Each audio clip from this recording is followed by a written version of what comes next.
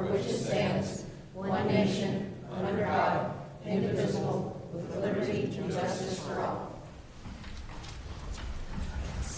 All right, Lori, can we get a roll call? Mr. Chapman? Here. Ms. Guthrie? Here. Ms. Terry Navarro? Here. Ms. Miller? Here. Mr. Ziegler? Ms. Gracious? Here. All right, thank you. All right, first up we have a presentation for the audit for fiscal year 2024-25 by John Chamberlain of Chamberlain Owen CPA.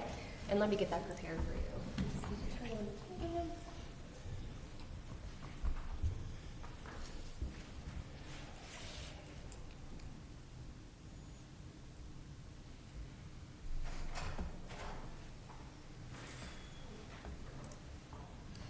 I could just entertain by telling some jokes and things.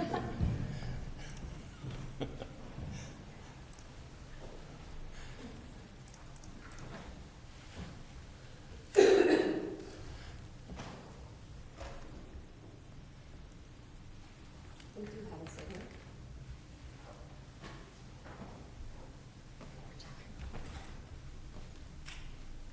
Make sure it's on the right.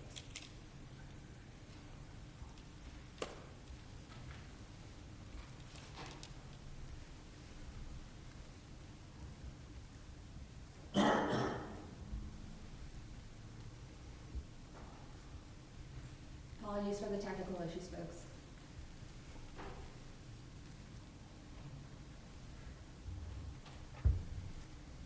There we go. All right, thank you very much. My name is John Chamberlain. I'm a CPA and partner at Chamberlain Owen and Company, and we're a CPA firm in Erlanger that specializes in the audits of municipal governments, other special districts in northern Kentucky, and nonprofit organizations. And we appreciate the opportunity to do the audit work for the city of Ludlow this year. I'm going to start off by thanking a lot of people who aren't here anymore, Steve and Scott who have left, and then Lori who's still hanging around. So, but they took good care of our staff when we were here back a few months ago, and we do appreciate that. I say this a lot, and if you ever heard my presentations, I'll probably say it every time, is that we're pretty annoying when we're here. We ask for a lot of things, and we're standing in Lori's door or the finance director Wayne's door now, asking for things, and so we do appreciate your taking good care of our staff when we're here. We'll start right off. The next slide is our audit opinion, and we've given what's called an unmodified opinion. That means there's no modifications to the opinion. And what that means is that after we've performed our audit work that we're required to do for a governmental audit, we believe that your financial statements are presented fairly in all material respects in accordance with U.S. generally accepted accounting principles. And that's the highest opinion that we give. As a part of every governmental audit, we also do a review of internal controls. We want to make sure that your riskiest assets are protected. Those are like your cash, your revenue coming in the door. You can go to the next slide there. Your revenue coming in the door, your expenditures going out the door. And we want to make sure those are appropriately protected through segregation of duties and also through authorization and reconciliation of the transactions, and then an appropriate financial reporting and accurate financial reporting. And so we had no significant deficiencies or material weaknesses in internal control that we're required to report. So we believe that your controls, if applied like you say they are, we believe that they are sufficient for the city. We did have, as part of every governmental audit, we also review compliance. So compliance with the Kentucky Revised Statutes. Statute KRS 91A is the primary statute that applies to cities. And then any bond agreements, debt agreements, your grant agreements that you might have, spending federal funds, that kind of thing, and then with CSRS contributions and those types of things. So we want to make sure that you're compliant with those areas. And we did have one item of non-compliance, and this has been a problem for Ludlow for a couple of years. The mayor and I were just talking about this. This has probably been a problem for 4 years. I think that maybe this is the 5th year. And that is You over-expended your budget, which is illegal in Kentucky. You can't expend more than you budget. And you did that in both your general fund by about $1.1 million and in your municipal road aid fund by about $114,000. So that is something you're not allowed to do, so that is an area of noncompliance, and we gave a finding 2025-1 for that noncompliance. Let's take a look at some actual financial data here. This is a 5-year look at your net asset, your total assets, liabilities, and fund balance for your governmental funds. And the blue line is your total assets, the yellow is your fund liabilities, and then the blue is your fund balance. Assets minus liabilities is fund balance. So your assets decreased to $3.47 million in 2025 from about $3.65 million in the prior year. Your cash position, which makes up the majority of that, was $2.9 million, down from about $3.07, so about $139,000 drop in cash, again, from the prior year. The Government Finance Officers Association, which a lot of cities are a member of, has just a rule of thumb that they like to see municipal governments have somewhere between 3 and 6 months of operating expense on hand in cash. So for the city of Ludlow, 3 months of operating expense would be about $1.5 million, about $3 million for 6 months. You are right at 2.9, so you are right at the 6-month mark. So really a pretty solid cash position actually for the city. The current liabilities are $177,000. They decreased due to about $119,000 less in accounts payable at June 30th, 2025 than 24. So the fund balance, or the portion that you own, is right at $3.3 million, again, down from last year. If you look at the next slide, so this is actually the balance sheet for the city. So you see the cash at $2.9 million there, the liabilities of $177,000, and then assets minus liabilities, the total fund balance of $3.92 million. The next slide is your debt comparison. So that was in your funds. This is actually the citywide. This is of your debt, and it shows the current portion. That's the amount that you owe at June 30th, 2025. These are your current liabilities, about $397,000, and that includes $219,000, which is the current portion of your loan payments, and then about $178,000 in accounts payable. So very similar to the prior year. The long-term portion, that red, is your long-term portion of your debt, about $1.465 million, down from about $1.7 million, $1.69 million in the prior year. So that debt's being paid off as we would have expected per your amortization schedules and that type of thing. Your SERS pension liability actually went up slightly, and I think it might have to do with your contributions. Most cities have gone down this year, so I'm not exactly sure why yours went up slightly, but it may have to do with how your contributions were assessed to the city last year as opposed to this year. So that is something I want to follow on next year and make sure that, because the SERS and OPEB liability is like an investment account, and it's being held, so the stock market and the stock market performance, just like all of our accounts that we might have, as the market goes up, your pension and OPEB liabilities, unfunded liabilities, go down, okay? So this was measured at June 30th, 2024, so it's always a year behind. And at 24, the market was pretty high, so that pension pool should have grown, and your unfunded liabilities should have decreased. So we'll see what happens in 26, because the market at 25 was high as well. So we should see that decrease in 2026. So we'll take a look at that again next year. The next slide is just revenues versus expenditures in your funds. And you see there $5.988 million in revenue compared to $5.945. So just slightly revenues over expenditures. And the one thing I show is just a concern there is your revenue line seems to be relatively flat, and your expenditure line seems to be increasing. So that's something that you'll want to watch as you do your budget this year. The next slide, this shows where your revenues and expenditures, so this is just pulled out of your financial statements. It's just snipped out of your financial statements. And you see there, that's your total $5.9 million. About 5.8 of it's in the general fund. The municipal road aid fund has about 96,000. So total 5,988 total revenues. Expenditures of 5.6 in the general, 264 in the municipal road aid, and for 509.45. So you see there the $43,000 net income or the growth in those funds. Now your funds by source, your revenues by source, again the 5.988 million, about a 2% growth, about $115,000 more than last year. So not flat, but not steep growth either. Property taxes actually decreased about $29,000. There was a significant increase last year, so this might be a timing issue on some things. And this is probably leveling out probably a little to where it should be.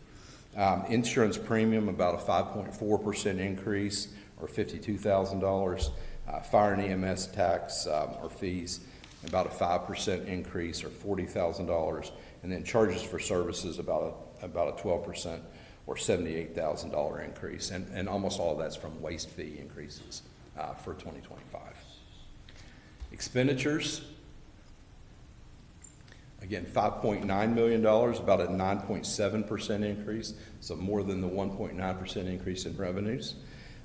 Police expenditures, a slight decrease there of 2.3%, down about $38,000, so that's pretty level. Admin, about an 8% increase, or $107,000 increase to almost 1.5 million. Fire and EMS, about a 21% increase, $224,000 higher than the prior year, up to 1.257. And then capital outlay, a $237,000 increase, about a 60% increase to $630,000. And then public works, about a 9% increase to $28,000. So if you show the next page, this is your budget to actual, and for your general fund. And I just really want to point out that far right-hand column. The way this page is set up, there's an original budget column. There's a column for any amendments or revisions, and then a final budget column. The fourth column over is an actual column, so actual revenues, actual expenditures. And if it's positive on that right-hand side, that variance, that means you either exceeded your revenues that you budgeted, so that's a good thing, or you were under your expenditures. And you are over your expenditures on, what is that, 4 of the 5 line items significantly. So those are the areas that you want to focus in. This is just the general fund. Again, this was the larger number, the 1.1 million. Obviously, 114,000 in the municipal road aid fund as well. So that's the area that the council and management, the mayor and the city administrator, when you get that in Wayne, that you guys will, and that you'll want to be working on is making sure that that budget line item stays above, or your expenditures line item stays above your budget. Any questions? You've got the financial statements themselves. I'd be happy to answer questions on the financial statements, the presentation, anything like that you might have. I just have a clarification. Yes, ma'am. I went back through our older audit presentations, and it seems that non-compliance KRS violation actually goes back further than that. It started in fiscal year 1920, so we've actually done that for the last 6 years, violated KRS in that way. Okay, yeah, I had it as 22, but yeah. Who holds the city accountable for that? I don't know if that's a lawyer question or a auditor question. A law without teeth is a suggestion. So who holds the city accountable when we violate a statute? No one really. Like I said, there is no. You don't go to municipal government jail or anything like that. Like I said, a law without teeth is merely a suggestion. So. Thank you. But it is the KRS. So the KRS says thou shalt not expend more. So it's pretty clear. It's not gray.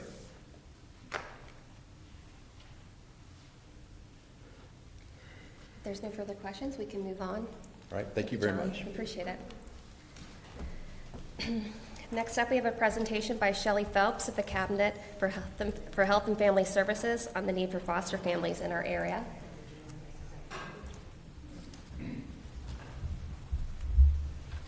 Hello.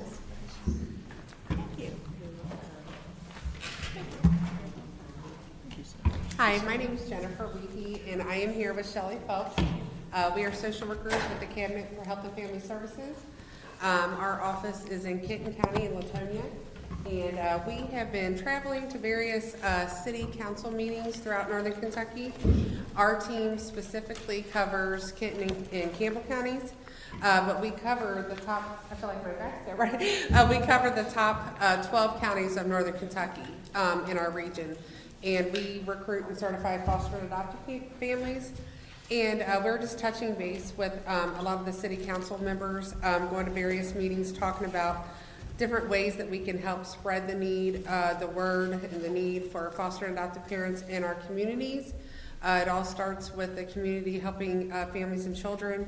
And as you guys have probably heard and read, a lot of information coming out in regards to children staying in our offices and just the overall need for foster and adoptive parents. So I just wanted to take a few minutes of your time. Shelley is passing out some information, some flyers, as well as we have some handouts, some goodies for the city council members. Whatever's left over, we'll just leave. So I won't take too much of your time. And we do have this on a PowerPoint, and we can send you everything electronically as well. But I have some stats I wanted to go over with you guys. All of my data is pulled from Frankfurt, and it's as of February, so as of last month. I didn't get it in time for this month, but it has not changed much from February to March. So as of February 26th, statewide, we have 8,697 children out of home care, and that's in the entire state of Kentucky. In our region, there's top 12 counties that go from Kenton all the way down to Scott County, Georgetown area. We have, that's called the Northern Bluegrass region, 1,196 children in foster care. In Kenton County alone, and I'm sorry I did not break it down specifically for the city of Ludlow, but in Kenton County, there are 435 children out of home care. And that means they're placed with in a foster home setting. So they're removed from their family of origin. Within those 435 children, we have what's called DCBS, Department for Community-Based Services foster homes, that are like state foster homes. And then we also have contract foster homes, such as you'll see signs for like NECO, SAFI, Benchmark, Stepstone, Diocesan Catholic Children's Home, that type of thing. Those are private child care agencies that contract with us because we just don't have enough of our own DCBS foster homes to place children in. And so out of the two homes, we have 71 DCBS homes in Kenton County and 73 of the private child care agencies. So as you can see, that need is definitely not meeting the number of 435. And therefore, the reason I really like to touch base is we want to keep kids familiar with what they know, with their school system, their city, Ludlow, things like that, people, their family and relatives. So oftentimes we're moving children out of the inner city cities to placing them more where we have a viable home, and whether that be in Boone all the way down to Scott, or actually, throughout the whole state of Kentucky. So I just wanted to touch base as well. Like we have children in this region from 0 to 5 all the way up to 17. Our biggest need is teenagers from 12 to 18. We have, there's 334 children 0 to 5, children 6 to 11, and then ages 12 to 21, because we have children who recommit to the cabinet to be able to get a lot of services through in-paid tuition for in schools, colleges and things like that. So those are just some stats I wanted to throw out to you. Two of the routes that we do, we have like a basic foster care certification, and then we have a relative fictive kin certification. And so your basic foster parent is children, like we would certify you as foster parents who are for children who are unknown to you, non-familial, or like your relative fictive kin, which is like your grandparents, aunts, uncles, cousins, siblings, So those are the majority of approvals that we are doing. So the cabinet will always place least restrictive. So we're always going to utilize a viable family or friend member to place the child before we have to place them into a regular quote-unquote basic foster home. Fictive kin, that definition that qualifies for those families to be certified as a fictive kin is just that close family membership or a strong relationship to the child. We've also approved school teachers, bus drivers, people who already have an established relationship with it, and that would be your fictive kin versus like what your relative would be. If the child is between under 12 months old, so an infant, they would have had to have had a relationship with the parent or the sibling or half sibling of the child to qualify for that relative fictive kin status. Some benefits of certifying relative fictive kin caregivers is it maintains, ties to the family. It reduces trauma so that they are not placed with families unknown to them. And just stability overall. We know that stats show that if a child is placed with a relative or a fictive caregiver and the bio parents are able to visit often, that the child, the increase of reunification increases tremendously instead of being placed outside of their city, outside of their school system and support system to a family who is unknown to the child. So there are foster care, the approval steps to become certified foster parent. We do have classes that we offer that start just about every month. There's an informational meeting followed by 6 weeks of classes, and some of those are virtually, and some of them are held in person at our Covington DCBS office. There's some online trainings as well, and some home visits would need to be done, just like a safety check of your home, and to basically write up like a biography of your home as their home study to certify you as a foster parent. For relative fictive kin caregivers, the process is just a little less. We're able to waive some of the paperwork required in the initial training that non-familial or your basic foster homes would attend, just because they already have that established relationship with the child or the bio parent. And several years ago, I would say we've probably been certifying relative fictive kin caregivers for several years now. But prior to that, there was, relatives and grandparents, aunts, uncles, and fictive kin were not considered foster parents. So we've done a tremendous amount of work to be able to certify and support our relative fictive caregivers, just like foster parents, so they receive the same monthly stipend that foster parents receive to take in their children, to take in their relatives, because we know, it costs the relatives just as much as foster parents, so we're able to pay them directly too. So that's one of the perks to becoming a certified foster parent for children known to you. There's some other benefits adopting through the foster care system: free in-state tuition at Kentucky public universities and colleges, medical card, monthly stipend. There's an adoption tax credit as well. Some other ways to help in your folders are some flyers. I'm not exactly sure what all is in the flyers, Shelley, but I wanted to go over those flyers with you really quick. Shelley did all the work, I'm just talking here. In your flyers, and we can, and I'll go over other ways to help and what other city councils have helped us do to spread the word. But in here is just a QR code. It goes to our Kentucky Faces, and this just talks about the need again, that we have over 1,200 children in Northern Kentucky that need a foster home. And there's more information on the certification process and what it entails to become a foster parent in the state of Kentucky. And that QR code is on there. We know a lot of people can't become foster parents, but they can become a respite care provider. And that is just someone who is able to be a temporary relief to our foster or adoptive parent. If we have a family who's going out of town for a wedding and, it's maybe no children are allowed to go, or they've already had a prepaid vacation, just to really give that support and a respite, like a babysitting type thing for the foster family, so they can give them a break. So there is a different process to become a certified respite care provider. It's not nearly the length of the process to become a certified foster parent. I wanted to touch base in this flyer specifically on Kenton County stats, which I already went over. This just breaks it down a little more easier, and that talks about the number of children in out-of-home care in Kenton County and the ages on there, as well as that QR code that takes you to the Kentucky Foster Adoptive Care Exchange System. Other ways to help, we have an app. It's a foster-friendly business app where a lot of local businesses have given discounts to foster and adoptive parents. That's another way to help. A lot of folks, we are in need for items like your just everyday items for children all ages 0 all the way up to 17. When children enter foster care, often they're just removed with what's on, the clothing that they're wearing. So like clothing and toiletries, just daily essential items.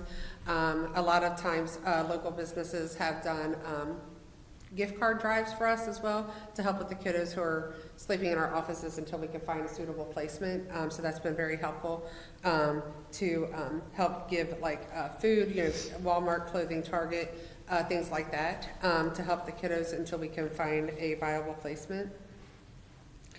And then just talking to your friends about becoming foster parents or letting us do presentations like this, spreading the word, putting our information on your website. That's what a lot of the local cities have done that we've presented to. We've been greatly appreciative of that. If you have a local newsletter here in Ludlow or your local website that we can upload some cities to you and you could put some of those, we'd be greatly appreciative of that.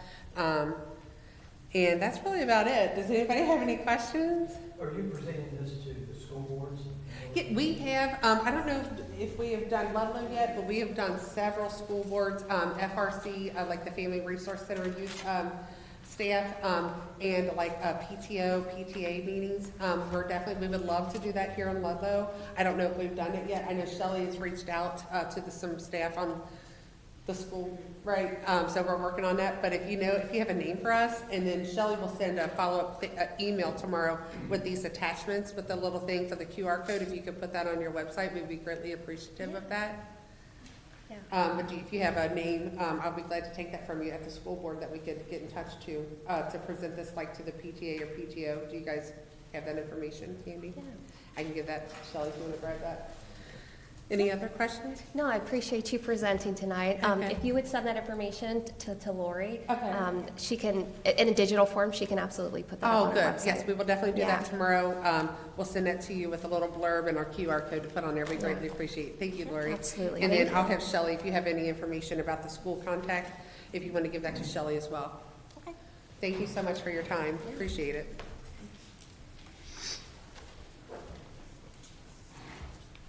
Get this out of your way. Yes. All right. The next item on the agenda is the review and vote to excuse Councilmember Abigail Miller's absence from the council meeting on February 12th, 2026. Can I get a motion to excuse Councilmember Abigail Miller's absence? I'll make that motion. Okay, can I get a second?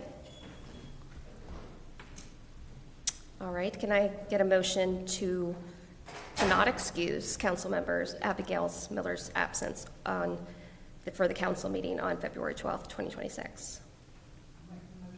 All right, do I have a second? All right, so then I guess that we're just going to lay this on the desk. All right, we have nothing. There's no vote. We'll just pass on this one. All right, then we'll move on to approve meeting minutes for February 12th, 2026. Can I have a motion? Do I have a second?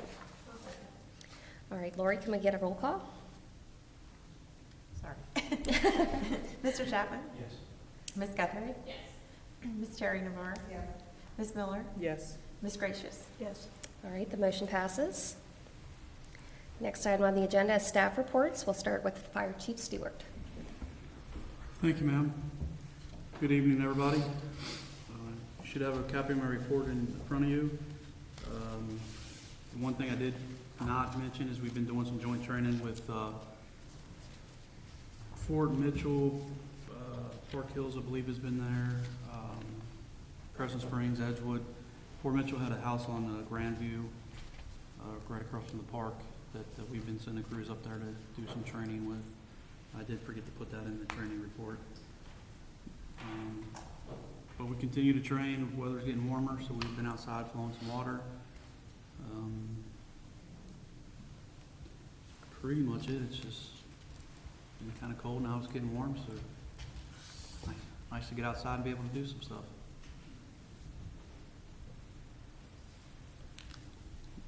Thank you. Any questions?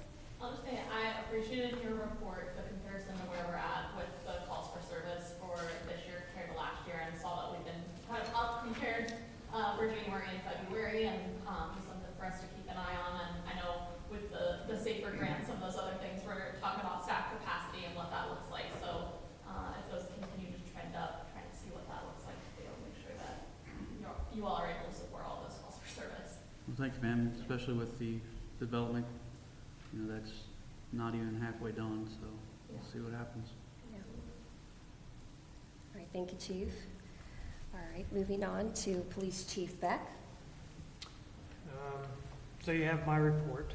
I added the January calls that were not available for February's report. It's at the very end of my report. It's not a duplicate if you're wondering what that was. We had 845 calls in February.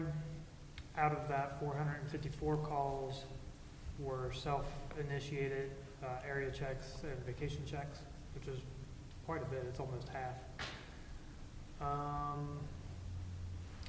We have our range dates scheduled for the year. Our NCIC stuff is up to date. I think we have to take a class every 2 years to keep our NCIC certifications. Most of us are on the same cycle. 2 of us are not, but we're all up to date. The Buffalo Bar has been kind of a thorn in our side here lately with a lot of calls. We're working on a solution with that. We're doing a lot more bar checks, somewhere between 4 and 6 bar checks a night. The school had some open doors again. I think that had to do with different contractors from the last couple months. I guess they're in a new phase, according to Hager. And that's about it. Any questions? You mentioned something about working on the budget. You're referring to the budget profit and loss statements that we're working on currently to provide to you so you can do your budget. Correct. Is that what you're referring to? Yep.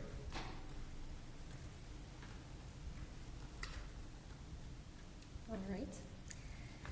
Moving on to Public Works Director, or sorry, actually Code Enforcement Officer Jamie West. Thank you, Mayor. Good evening, everyone. We are currently sitting at 177 active cases. Obviously, it's a pretty big number as we are just now approaching spring. So, been busy again with the same focuses we've discussed the last few months. Chipping paint across the city. Of course, we're dealing with 2,000 properties. Of course, this is a cycle. So, sidewalks in disrepair as well as drainage issues. So that's been a focus in the last several months. And of course, we're allowing residents 4 to 6 plus months to complete those repairs. So, work in progress. There were no COA, Certificate of Appropriateness applications last month in the historic district. Rental license applications, those were mailed out along with a letter alerting all property owners planning to rent their property that their city taxes were delinquent. So obviously city taxes are due October 31st. You cannot rent a property unless you're up to date on your property taxes. So you may be surprised at the obstacles Laurie and I deal with, but I would like to thank her for all of her hard work and ongoing partnership. So she makes it easy. Kenton County Spring Cleanup will be a 3-day event this year. That happens, it's going to be actually April 24th, 25th, and 26th. So that's a Friday, Saturday, and Sunday. It's a big event. 2 locations. We'll put that up on the website very soon. And then, of course, we will have our Ludlow Spring Cleanup May 9th. So a little bit later than last year. That'll be from 10 to 3. We move that back an hour. That first hour, 9 a.m., we're usually pretty slow. So looking forward to that. And that'll be it for the evening. What else can I answer for you guys? You had mentioned sidewalk repairs. I think one of the ordinances we approved up to $500. Have you had any takers that apply for that? Just a couple, two that I can think of. Yeah. So, yeah. It sounds like we might want to advertise that again. Yeah, Try to get people to take advantage of it. absolutely. Yeah. When you notify them of their sidewalk, do you include in your letter that there's the $500 thing? Mhm. Wow, Yeah. figured you would. Nice Yeah, job. absolutely. All right. Moving on to Public Works Director Shane Hammond. Thank you. We got the pricing in for the new dump truck. Both bids we got from GM and Ford came in to about $124,000. Well, $123,895 for GM. Ford was $123,225, so difference of $670. Which with state bid stuff, it's going to be pretty comparable. Maybe one has a different plow and salt spreader, so that's probably the difference there. The amphitheater structure is finished. It's been painted. We do have to do another coat underneath. Getting the boards on, paint it a little sooner than we were anticipating, trying to beat the weather. We kind of soaked in it, so we got to put another couple coats on it. Electric and the steps will be, coming this spring as soon as weather kind of breaks. We got a few of the trees in at the municipal plaza. We got 4 in so far. We're going to continue doing that throughout the year. Memorial restrooms are now open for the season, ready for baseball and softball in the park. We're moving along with the ADA ramp. We got the footer poured. Now we're pouring the first wall down there to get it backfilled. Move on with that. We did have a snow and ice event at the end of February, around the 23rd and March 2nd. So we took care of those 2 days. That might be jinxing it. Hopefully it's done for the year, but if it happens, it happens. We'll take care of it. No worries. So that's about all I got, unless you guys have anything else on there I didn't touch on. I just wanted to ask or kind of remind, because when you said the Memorial Park bathrooms reopened, Scott was working on getting quotes to potentially install changing tables for infants into the bathrooms.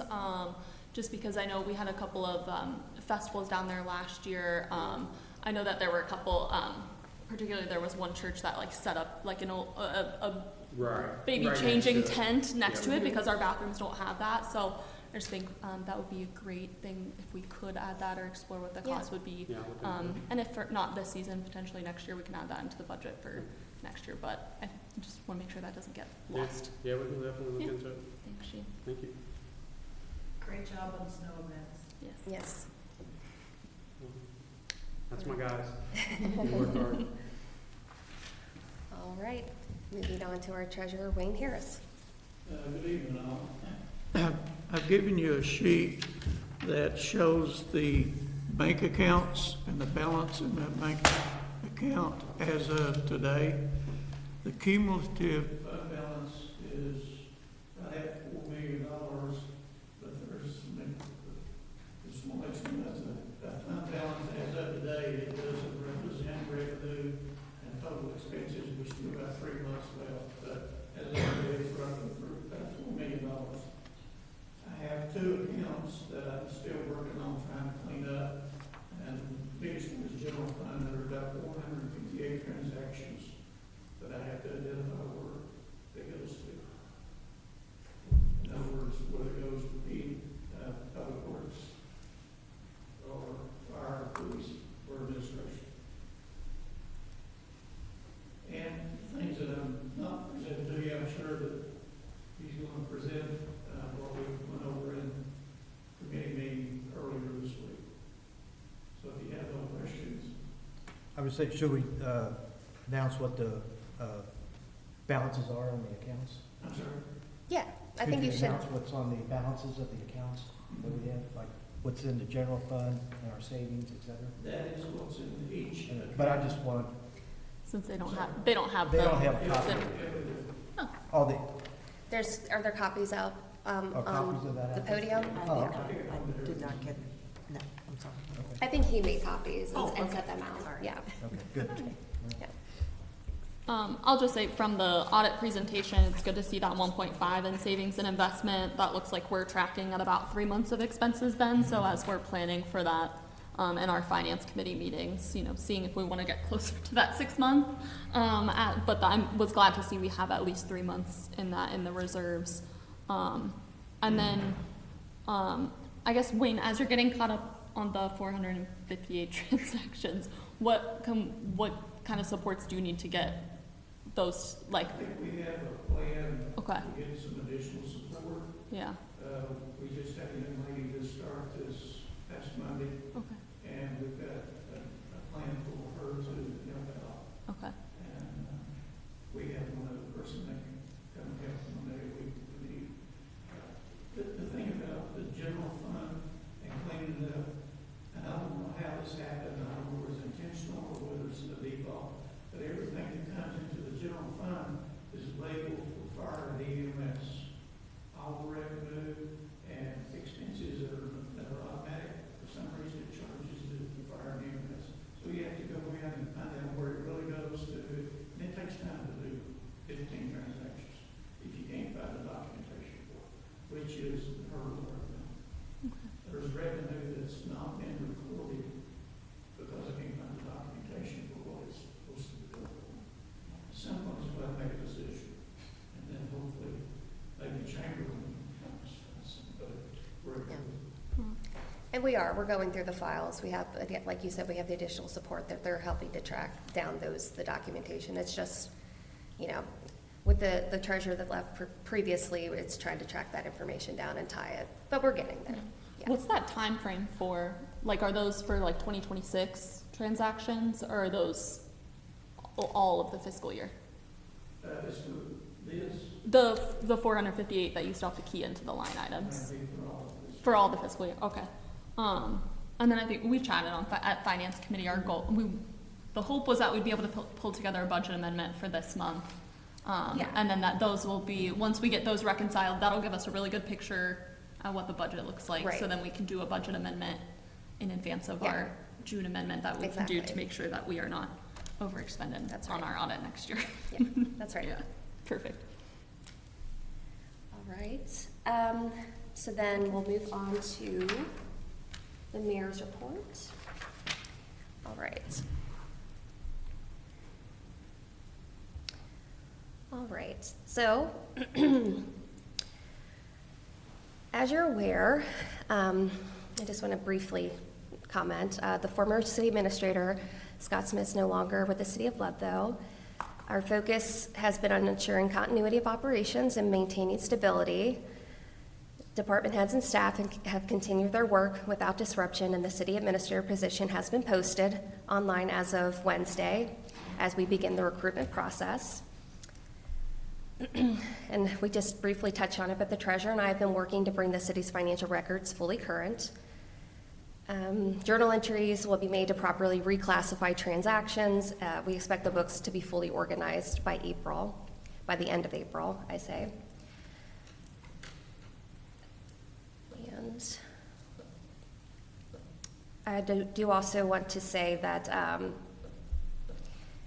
that one of my early priorities as mayor was to improve communication with residents and with council, which is, you know, why we'll be recently installing the new digital sign, hopefully by the end of April, hopefully, Shane. I'm not sure if we've gotten an update yet, but hopefully by the end of April. We'll be opening the Ludlow Amphitheater by the end of May, or hopefully by early May, which will include community events and live performances. And I just want to give an update. The Coffee and Cocktails with the Mayor at Second Sight Spirits has been canceled for March, but will resume in April. And I look forward to continuing those conversations with residents. All right, we will move on to council committee reports, beginning with Finance Committee. Well, we had our first finance meeting Tuesday of this week. The last one we had before that was last September. We've identified a lot of things. We're working on budget. There was a mention that we were over budget that we didn't account for on the last audit of $1.125 million. We discussed that and we found most of that, of where that came from. It was some auto expenses, tractor expense, and the property that was purchased at 800 Elm Street. So we kind of have identified that. So as you mentioned earlier, we're getting all the information together so we can then put up complete a full budget and get it amended. Yep. Do you have anything to add? I thought it was a great turnout. As Steve mentioned, it was our last meeting was September, so it was only my second finance committee meeting, but I thought we had a really productive conversation. We identified some of those gaps on kind of where we can improve efficiencies as finance committee continues to meet, and just want to thank Wayne because I know he's been working really hard to get all of that reconciled for us, so just really appreciate his work on that, and just thought it was a really great conversation. And our next meeting will be Tuesday, April 14th at 4 p.m. here in council chambers for anyone that's interested in participating.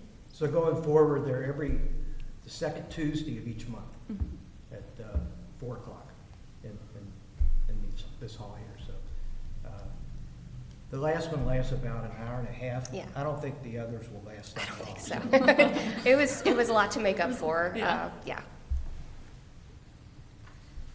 All right. Next up is Parks and Recreation. Did we meet? I don't think we met didn't today. meet because Yes, Dave's out of Dave town. was out of town. Yeah. All right. And then next, the Public Works and Code Enforcement Committee. We met Wednesday afternoon. We reviewed the, the list of projects that Public Works has on their plate, which is many. We hope to be able to spread those out through the end of spring and not try and cram everything in before spring starts. We also talked to code enforcement and reviewed the number of open cases, and then also had a discussion about circling back to find out where we are on the properties that were being foreclosed on with the prior attorneys. So we'll get those moving again in a few weeks. Abby, anything? Good. That's it. All right. Next on the agenda is citizens wishing to address mayor and council. The public comment is welcome, limited to 3 minutes per citizen. Please state your name and address if you wish to address mayor and council. Yes. Please come to the podium, yes.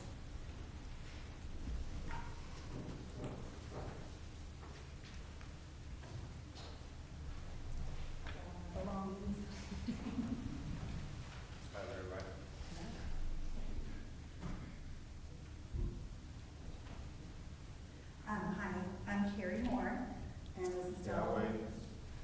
And we're here to propose a parking space on Helen, coming off of Elm to Oak. It's business, so we got Reeves, Escape Spa, and now we're trying to open the Oak. And as of right now, I feel like it's the teachers that are kind of pulling up around 7:15, and they stay till 4, and it's like, oh. So I've been there now, I'm almost 10 years, and that's what everybody says is there's nowhere to park, there's nowhere to park.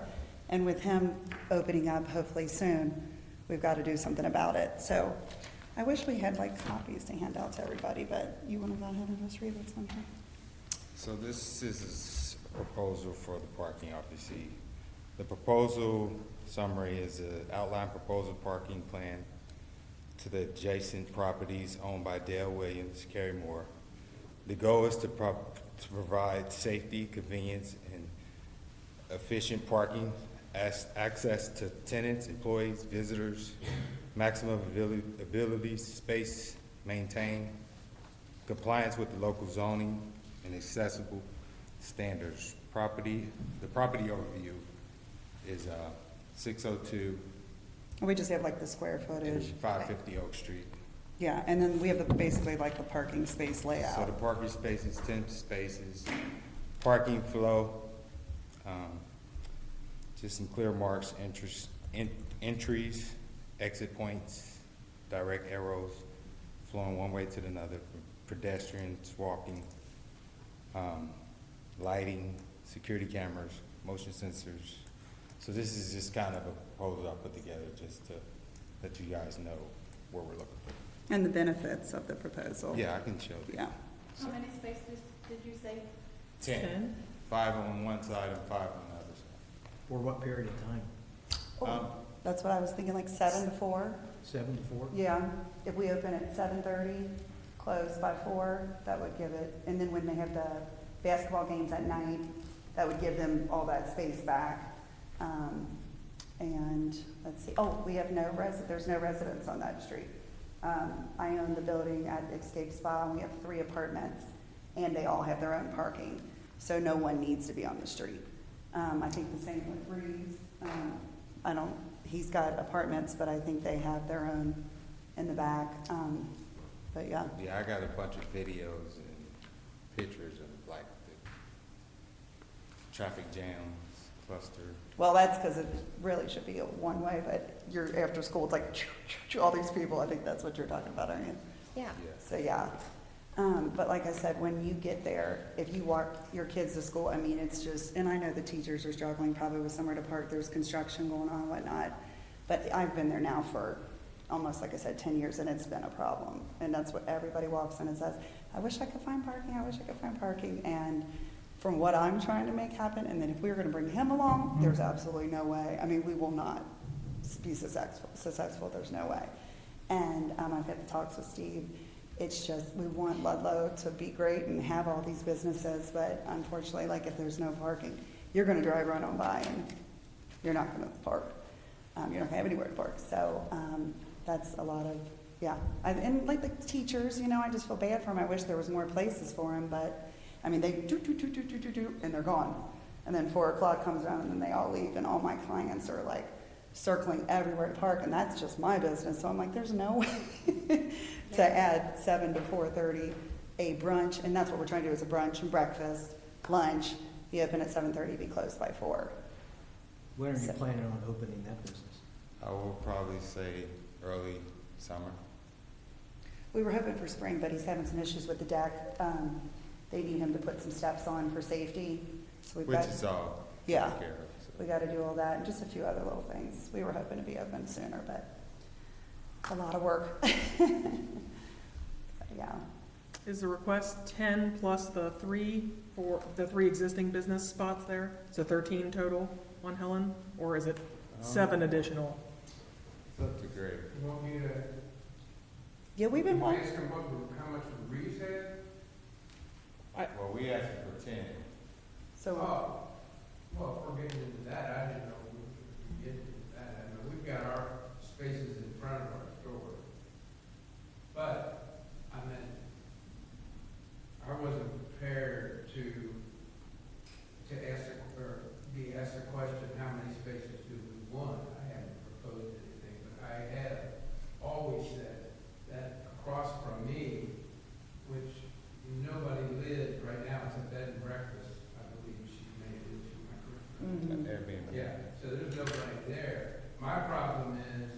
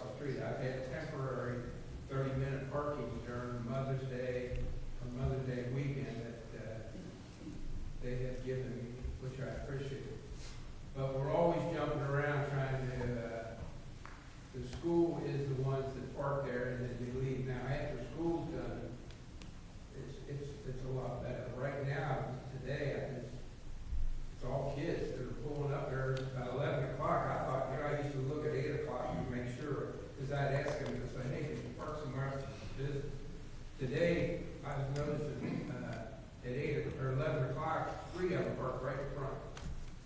And, you know, across from my store, I got my protected. But still, that's a business. And I know this, and I'm gonna pass this on, that 2 years ago, the superintendent told me, he said, let them know that, hey, kids, you know, the school shouldn't be parking there in front of a business, just ask them. And I would ask them, I'd go out there and ask them, and they would all move if I would ask them.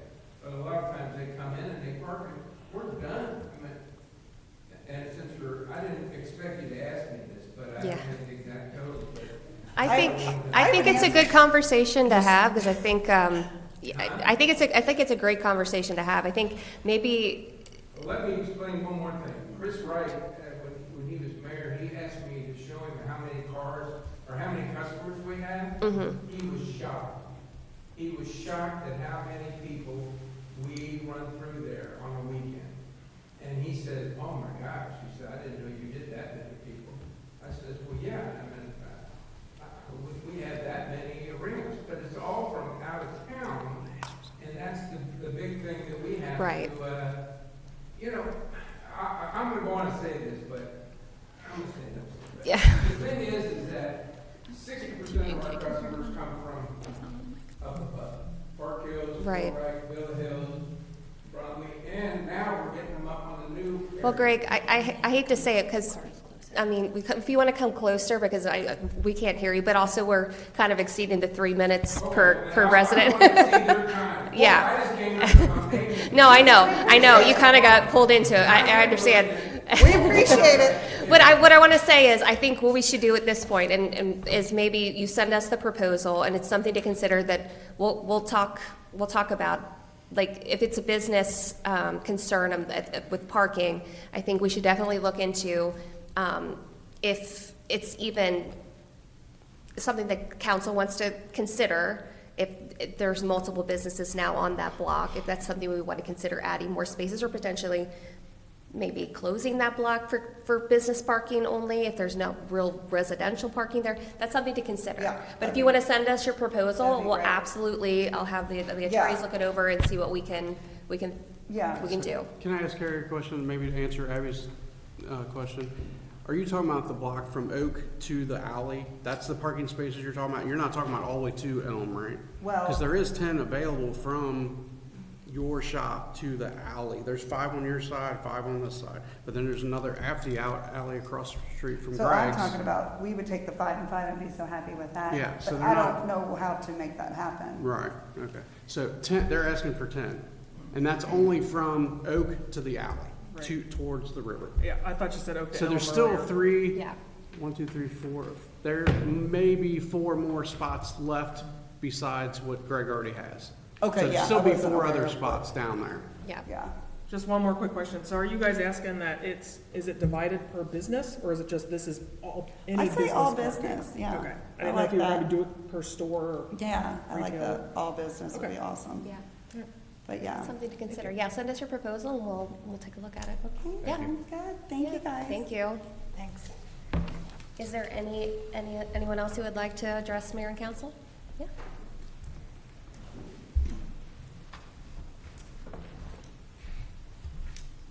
Hello, my name is Brian Baumgartner, 58 Kenner Street, and I had a question to follow up on the industrial revenue bonds. Okay, yeah. So I think I may be talking to, I don't know, I know I had asked you at the, Yes. at the event last month. So Steve, 30 years, after the 30 years, does it revert 100% back to the city of does. Ludlow? It does, yep. And did you look at any of the pitfalls of like having that 25% tied up, you know, going back to Fisher? I guess in terms of like the you know, all the revenue that's coming in, I think I've mentioned before, you would think that the taxes should at least remain level, if not drop. But like having that 25% gone for 30 years is a huge, I know they wouldn't have been able to do that, to develop that land without that, but did you explore the risk of that as well? Well, one thing we did discuss was it would be 75% that the city would receive. Right. Because it's 75% we're not receiving now. Right. So And then the benefit to the whole community, to the whole city is, based on current numbers of what they think the IRB might be, I think it was $106 million. Okay. Probably will be more than that, but just based on, the formula that is used to determine the tax rates, if you took the tax rate as it is today and put that additional revenue, the tax rate would go down some number over 20%. Right. Now, that's I think that is a 5 to 7 year project. I don't know if they're going to be finished sooner than that, but along the way, we will be seeing some benefit to the assessments that are taxed, because as people are buying properties out there now. We won't see benefit of a property that's sold this year on the tax records, but the next year we will. However, at the closing, we will receive tax benefit from that. Right. Now, supposedly then, the way the taxes are going to be delivered to the city, and the school had to vote on this as well, because they're in the same situation. Right. They're going to get 75% as well, so hopefully their tax rates would come down as well. Okay. A third party is supposed to administer that at no cost to the city, is how it was presented. And so that money would come into us at 75%, and Fisher would be sent to 25%. Yep. Okay. So the overall thing, the project was a good thing to the city overall, because it will help lower the tax rate. And have you looked preliminarily, like at 5 years and beyond, what that could potentially, and I know there's a lot of... Well, I'll give you an example. Let's say all the property's sold up there, and let's say the total assessment for tax purposes is, let's say, because it's probably going to go up every year, let's say it's $120 million. Right. Well, as an example, 4 years ago, Ludlow was reassessed, and the amount was we received around $65 million of additional assessments, Okay. which lowered that rate at that time by 13%. That's why everyone's rate went down. So just based upon that, I think it's going to take the rate down to some level that once it settles, then eventually, depending on how the things are reassessed, it's going to help keep the rate, not go up as much, Gotcha. or stay stable as much Okay. as possible. And then just my last question would be, with the money, I know you're tracking down transactions. So when an expenditure is made, is there like a purchase order that is typically with that outlay of expense? Like, so how I would think that there shouldn't be an issue marrying up expenditures with receipts. Oh, yeah, that's not the issue. It's the revenues that are being deposited into the account. Okay. It's more tracking like how it matches up with if it's going to the fire, if it's going to Public Okay. Works. Yeah, because when it's being deposited, it's being coded in a certain way. I think that Wayne could speak more to that, but it's just because it's being coded more to fire. Is that correct? And then it's just trying to separate it into the correct accounts, right? Okay. Yeah, the way that it was set up, for whatever reason, it wants to say that it's to Antiquated. fire. Okay. So we need to actually fix that. Maybe we can figure out a way to fix that. I wasn't aware of that until recently this week too, and I think it was a surprise to Wayne, but we'll look into that and fix that going forward. Now, another thing, just to add on to the benefits of that project, including the IRB, there were also estimates of additional taxes that the city would receive. Taxes on automobiles, payroll is a big one. Yeah. So all the subcontractors that are working up there their companies pay quarterly, and we will receive 2% of that.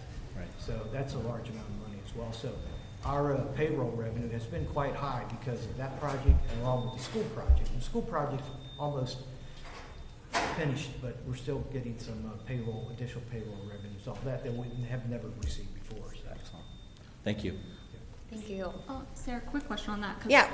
literally only my second finance committee meeting. Right. I thought we talked about that, as it currently stands, our budget does not do purchase orders in advance of the purchase. So if the purchase is gonna say we've got a budget of $20,000 and the purchase is $1,000, that 1,000 is blocked off specifically for that purchase and then goes into that purchase order once the. We do have actually purchase orders, so they are actually submitting purchase orders, and they are putting the account numbers on the purchase order, and I sign off on it. And that just recently started where I'm the one reviewing that. Okay. And that was something that that Wayne actually implemented too.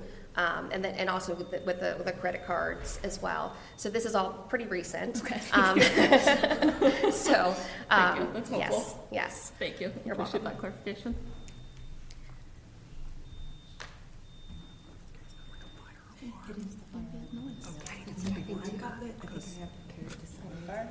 Right, I know, they're all. Sorry, guys, it's in the building. I think we're fine, but they're trying to figure out how to turn off the alarm. All right, so moving on. All right, so if no one has any other questions, we'll move on to unfinished business. So Zach and I have a few ordinances to read for you all to consider. The first one is going to be a second reading of Ludlow Ordinance Number 2026-2, an ordinance of the City of Ludlow, Kentucky, repealing the zoning code and adopting a new zoning code pursuant to the Z21 Committee as set forth in file number PC 25-0005-TX of the Kenton County Planning Commission. Whereas the City of Ludlow had adopted a zoning ordinance and has made amendments to the same since its adoption, and whereas the city, through its code enforcement officer, Jamie West, and its city administrator, Scott Smith, coordinated with the Kenton County Planning Commission to solicit recommendations for adopting a Z21 zoning code, and whereas the city filed a text amendment with the Kenton County Planning Commission, styled PC-25-0005-TX, which was heard on Thursday, September 4th, 2025 by the Kenton County Planning Commission. And whereas the Kenton County Planning Commission adopted the text amendment, which is incorporated herein, as if fully set forth and which may be found at the Planning and Development Services of Kenton County and at the City Clerk's office, and whereas the above described process is in compliance with KRS 100.201 at sequence, and whereas repealing the city's existing zoning ordinance is necessary and proper for the adoption of the Z21 zoning code, now therefore be it ordained by the City of Ludlow and Kenton County, Kentucky as follows. Section 1, that the mayor and city council hereby repeals the city's existing zoning code. That the mayor and city council hereby adopt. Section 2, that the mayor and city council hereby adopt the Z21 zoning code as more fully set forth in file number PC-25-0005-TX of the Kenton County Planning Commission. The file may be located at the city clerk's office or with the Planning and Development Services of Kenton County. Section 3, all ordinances in conflict with this ordinance shall be and hereby are repealed to the extent of said conflict. Section 4, if any part of this ordinance is or its application is deemed invalid by a court of competent jurisdiction, the City Council intends that such invalidity will not affect the effectiveness of the remaining provisions or applications, and to this end the provisions of this ordinance are severable.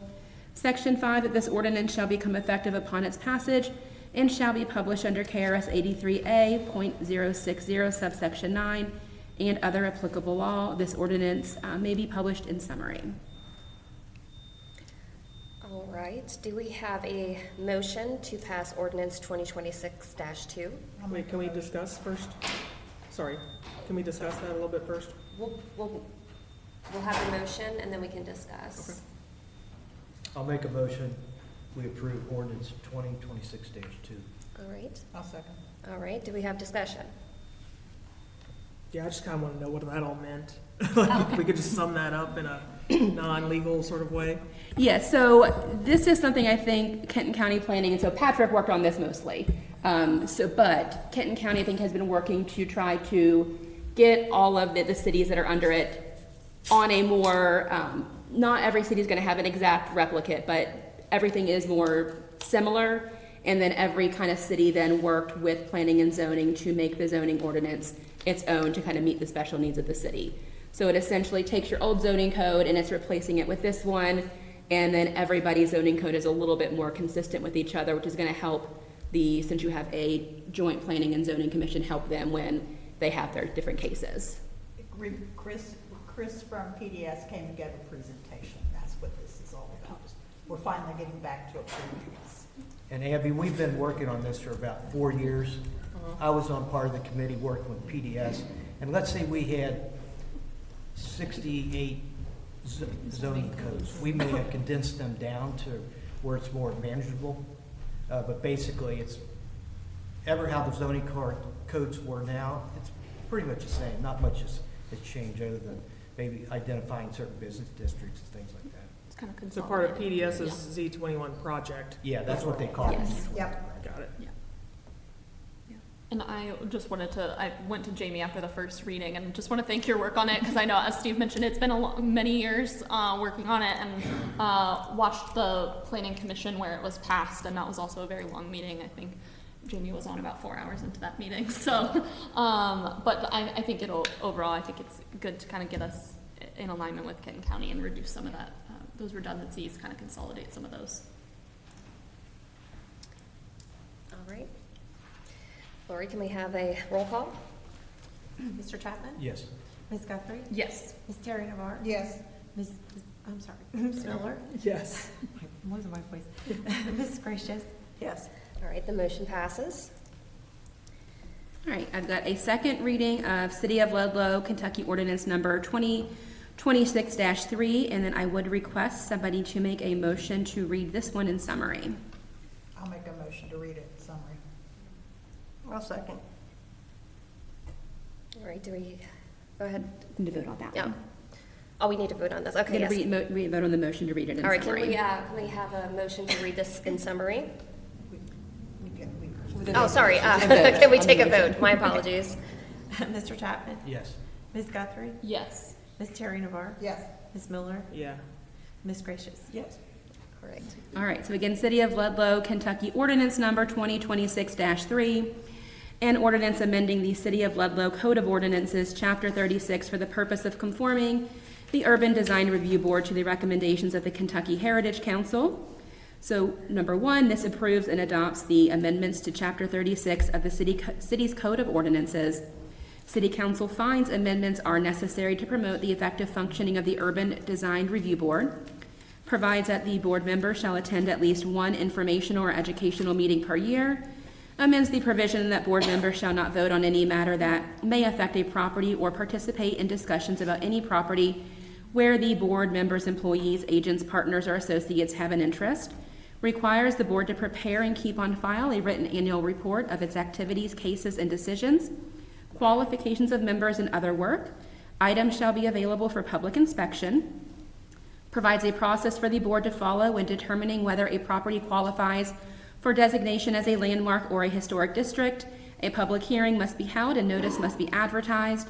The board must adopt general guidelines that apply to landmarks and historic districts, establishes criteria for a property to meet to qualify for a designation as a landmark or historic district. After the public hearing, the board shall make a recommendation to the City Council with a written report and must also send the same to the Planning and Zoning Commission. The Planning and Zoning Commission shall provide a report to the City Council and shall also review as necessary for a comprehensive plan amendment or zoning map change. City Council must approve, modify, or disapprove the proposed designation within 60 days after receiving the recommendation of the board and material from the Planning and Zoning Commission. Notification shall be provided to all owners of any decisions. Amendments or rescissions of any designation shall follow the same process. The board is required to review all proposed National Register nominations. The board is required to work with federal, state, and local governments on historic preservation issues. The board is required to advise and assist individuals or groups about historic preservation. The board has the right to receive, hold, and spend funds legally received for the purpose of carrying out the provisions of the ordinance. Number 2 provides for the repeal of inconsistent law, severability of provisions, and an effective date upon passage and publication. And again, number 3 contains a severability provision and provides that the ordinance shall become effective upon its passage. All right, can I get a motion to pass ordinance 2026-3? I'll make a motion to pass ordinance 2026-3. Can I get a second? I'll second. All right, Lori, can we get a roll call? Wait, can I ask a Oh, question? yeah, sorry, can we get discussion? I waited until after the Apologies. motion that time. Yes. How does the UDRB feel about this? Because that's what I care about. They requested this. Excellent, okay, that's all I need to know. Yep. Any further discussion? All right, Lori, can I get a roll call? Mr. Chapman? Yes. Ms. Guthrie? Yes. Ms. Terry Navarre? Yes. Ms. Miller? Yes. Ms. Gracious? Yes. All right, the motion passes. Okay, next, we have, City of Ludlow, or actually, it's, ordinance number 2026-4. If we could please have a motion to proceed in summary on this one as well. I'll make a motion to proceed in summary. I'll second that. All right, can we have a vote to read the motion in summary? Mr. Chapman? Yes. Ms. Guthrie? Yes. Ms. Terry Navarre? Yes. Ms. Miller? Yes. Ms. Gracious? Yes. Thank you. This is Ludlow ordinance number 2026-4, an ordinance of the City of Ludlow in Kenton County, Kentucky, amending the parking schedule contained in Chapter 75 of the Ludlow Code of Ordinances. Said ordinance prohibits parking on the south side of Walnut Alley, beginning at the intersection with Locust Street and extending west for a distance of 100 feet. It also provides for repeal of inconsistent laws, severability of provisions, and an effective date upon passage and publication. And the full text is available for examination at the clerk's office. All right, can I get a motion to pass ordinance 2026-4? I'll make a motion. Oh, motion, then we can discuss. Motion. Is it yes? Yes. All right, can I get a second? I'll second. All right, discussion? I think this only affects the area of Walnut Alley that you mentioned. Yes. All the other parking remains the same. That's right. Where'd this come from?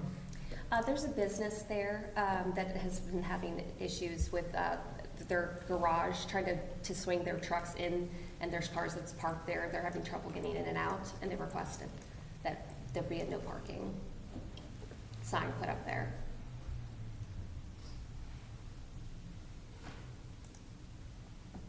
If I can add, it actually most plow trucks and garbage trucks also ridden around the bend. Yeah. It's a win-win for them. Any further discussion? All right. Lori, can I get a roll call? Mr. Chapman? Yes.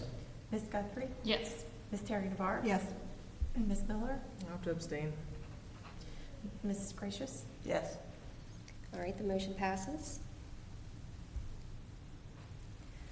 All right, next on the agenda is new business with the first reading of ordinance 2026-5.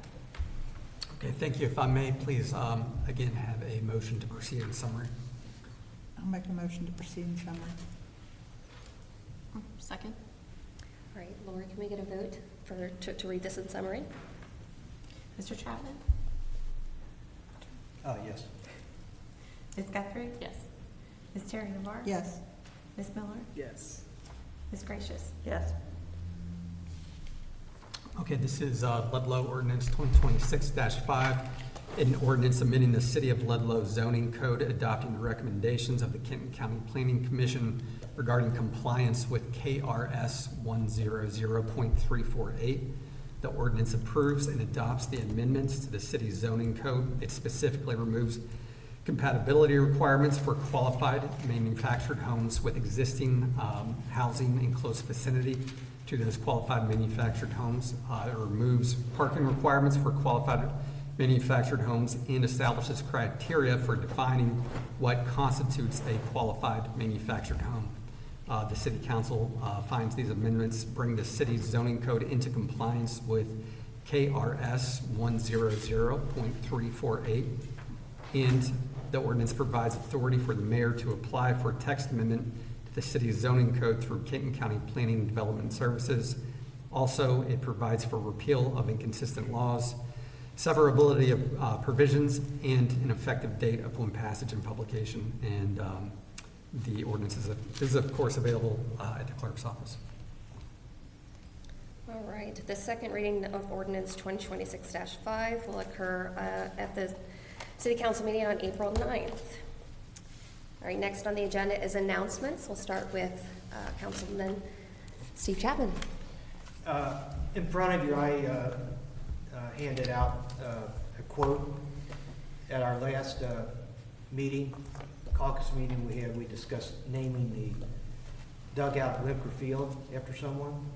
And so I went to Eggleston, Maynard, and got all the costs, the materials, all that other stuff. So it's in front of you. You look at it, and obviously we're going to need to vote on this, but at least you have all the costs in front of you. If you have any questions, I'll just let me know. Thank you for doing that. I appreciate it. Sarah, can we make a motion to approve like an up to amount for that today so that Steve can go ahead and place the order? Are we able to do that? To just make a motion? Well, I think probably discussion needs to be made maybe at another meeting, because I know it wasn't specifically on this agenda, but we have to, look at what material you want it to be, the size of it, and we have two different sizes. Yeah, I think there's some more research than reading that we should do that's. Because it takes 4 weeks to make it. Right. And I think we were talking about possibly presenting it in May. Right, yeah. Yeah, I think we should just, we should take a look at this and we can discuss it in April further. It'll take 4 weeks and we'll present it in May. But thank you again for doing this, Steve. I appreciate it. All right, moving on to Councilwoman Ms. Guthrie. Yeah.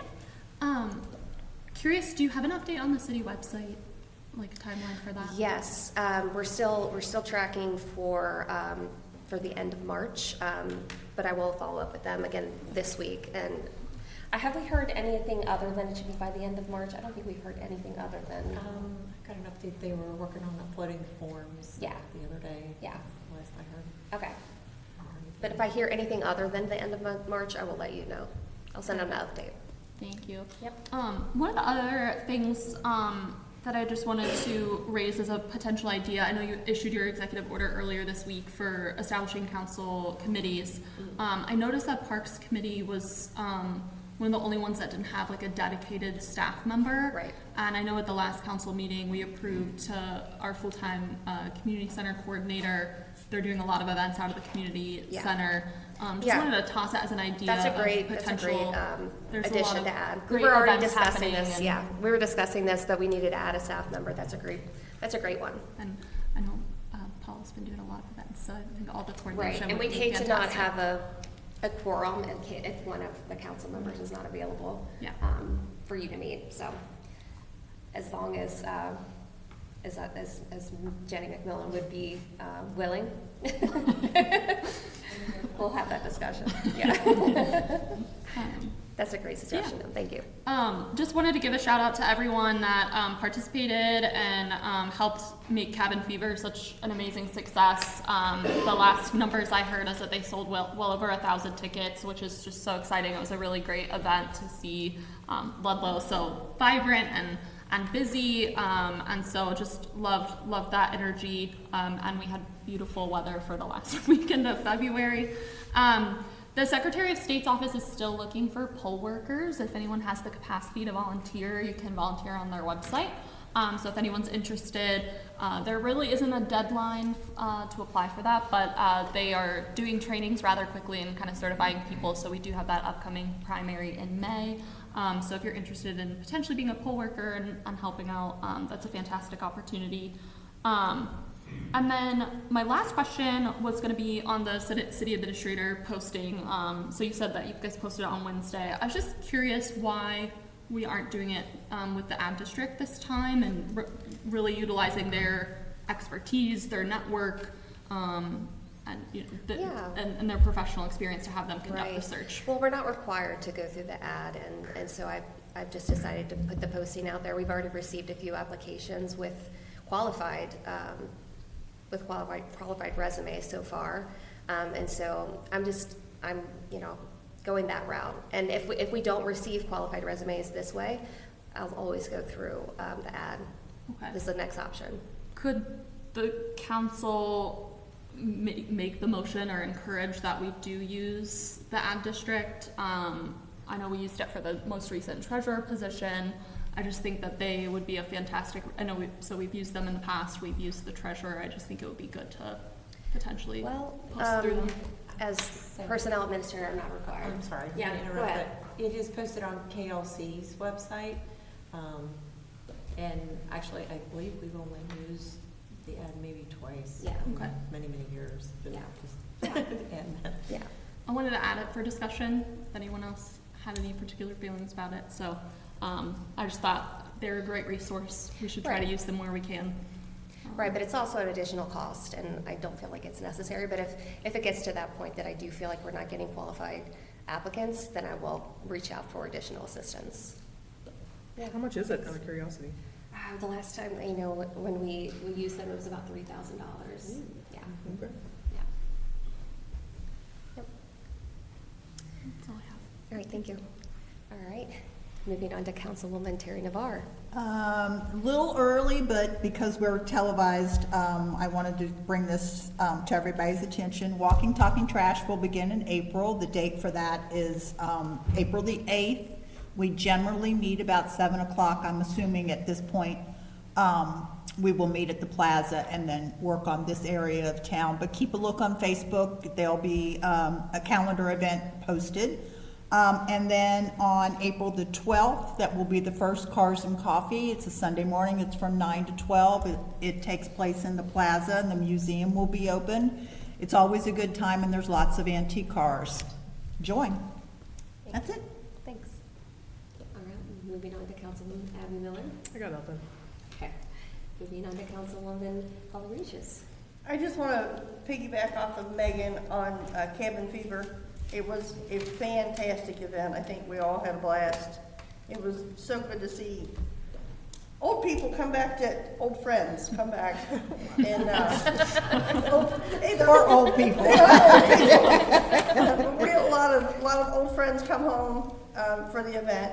I do have one comment, and for Shane, I think next year it would be good to get some disposable trash cans around town, because we had issues with rumping up, for picking cabin up the fever, trash because beforehand. there were a lot of people with a lot of trash. Yeah. So just some disposable ones scattered around Elm Street would be good. Yeah. And then one thing the public needs to know is that our polling station for the primary, for all of our elections going forward, has now moved from the community center to the First Baptist Church on Kenner Street. On Linden or Linden? Linden. Corner of Kenner and Linden. Yeah. So. Corner of your house. All right, so the next item on the agenda is adjournment. I'll make a motion to adjourn. All right, can I get a second? A second. All right, all in favor say aye. Aye. All opposed, nay. All right, the motion passes. This meeting is adjourned.